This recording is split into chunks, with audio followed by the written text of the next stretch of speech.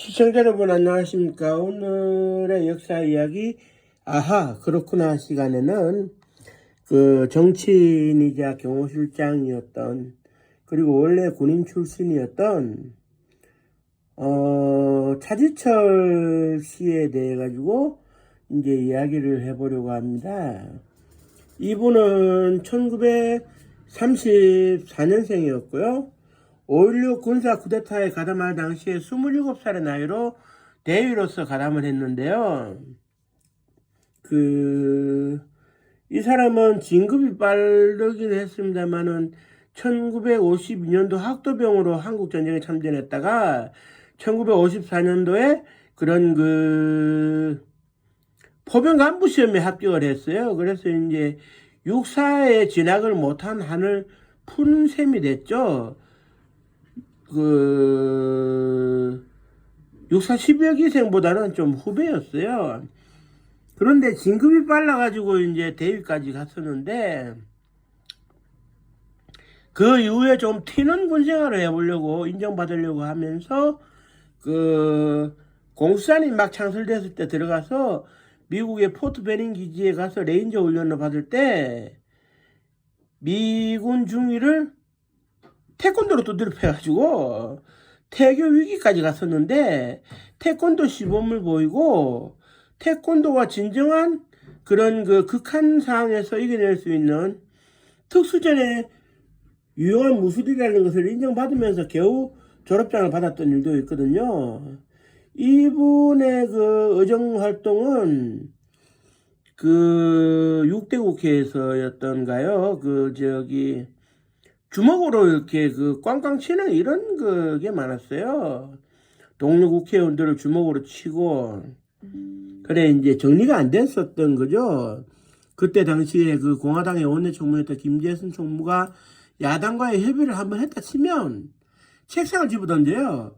왜 야당과 협의를 하냐고. 그러니까 이제 이 사람은 박정희 대통령 지시사항은 하나의 뭐랄까요. 그때 당시에 혁명 공약으로 생각을 하는 거니까.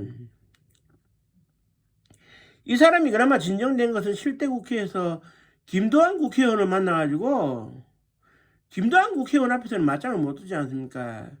그래도 하기에 차지철 경호실장 국회의원도 태권도 검도 합기도 도합 13단인 사람인데 정말 이 사람은 한양대학교 이제 법학 박사학위까지 받았을 거예요.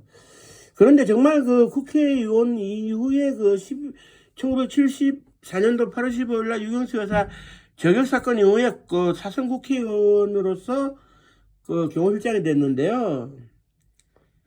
사실 안하무인이었죠. 대통령 경호를 한다는 이유로 총무처에서 예산을 마구잡이로 가져다 썼을 뿐만 아니라 경호실 식당도 크게 늘려가지고 고급 호텔을 방불케 했고요. 그런데 이제 이 사람은 선후배 할 거 없이 두드려 팼어요. 사정없이. 경우가 없다고 생각되면.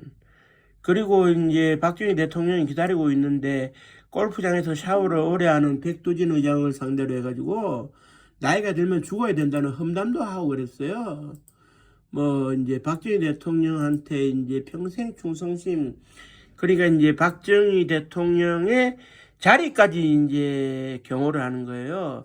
누군가가 박정희 대통령의 대통령 자리를 노리면 안 된다라는 생각까지 하게 되는 이 사람은 거의 별명이 대한민국의 이디아민이었어요.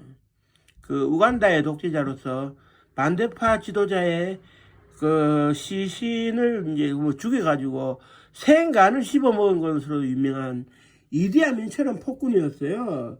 그래, 부마 항쟁이 발발했을 때도 우리가 지금 민주화 운동을 하고 민주주의를 외치는 게 말이 되느냐. 보릿고기도 다 못 넘었는데 사치 부를 생각을 한다면 탱크로 쏘고 밀고 들어가서 캄보디아에서 킬링필드로 300만 명 이승시켰는데 우리 200만 명 이승시키면 어디가 돈 나나? 이렇게 얘기를 한 사람입니다. 결국 11.6 만찬장에서 김재규 중앙정보부장을 지나치게 흥분시켰다가 총에 맞았고, 결국 그 넘어진 상태에서 신재선 씨가, 그때 동석하고 있던 신재선 씨가 실장님 일어나십시오라고 얘기했더니 나는 못 일어날 것 같아. 이게 마지막 말이었어요. 결국 확인 사살 그때 사망을 했는데, 그 시절에 이단아였죠. 박정희 대통령밖에 모르는 이단아였는데, 좌충우돌은 많이 했지만 뭐 겁이 나는데 누가 뭐라 합니까? 그 수경사 30경비단 연병장이 경복궁 뒤에 있었는데 일개 사단병력을 가지고 가고 싶어 할 정도로 군에 대한 집착이 심했고요.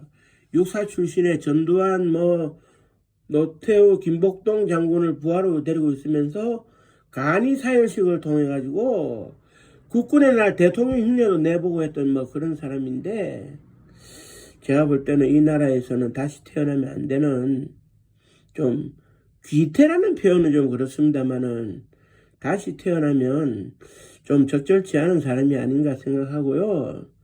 어쨌든 그 국립묘지에도 묻히지 못했던 차지철 경호실장 개인의 충성심은 인정을 하지만 씁쓸한 죽음에 대해서는 안타깝네요.